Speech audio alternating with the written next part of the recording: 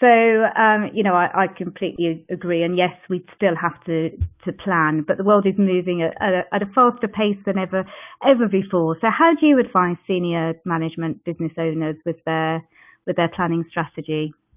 You've got to have a clear idea of where you're going. Now, you've also got to have a plan B and a plan C, because whilst you might have a wish list and a desire, the nature of things these days is you've got to have a second stage. But that's assuming that everybody works on a sort of scenario planning structure. You want to get everybody's agreement to a certain direction and put down an overall strategy. I'll go into that in more detail later.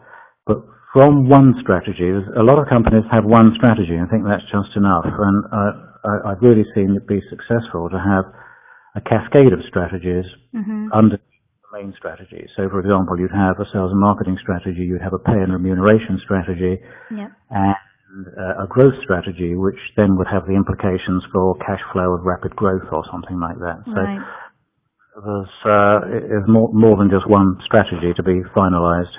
Okay. And have you got an example of a business you've worked with, what they were trying to achieve, and how did you advise them?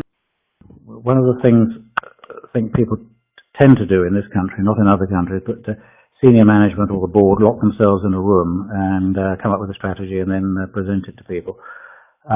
If you consult high and wide, not necessarily breaching confidentiality, but just getting needs and opinions and requirements, you can bring some surprising results. One company, because they didn't seem to know the answer, I advised them to spend time they didn't want to spend working out who their most profitable customer was, and by the by, what their most profitable product line was. But in terms of the customers, the one to whom they gave the largest discount was in fact overall, taking into account all the running costs and the volume of product, their most profitable. Right. And everybody was surprised that a high discount didn't necessarily mean lack of profit. So that affected the way they thought about their sales strategy in the future.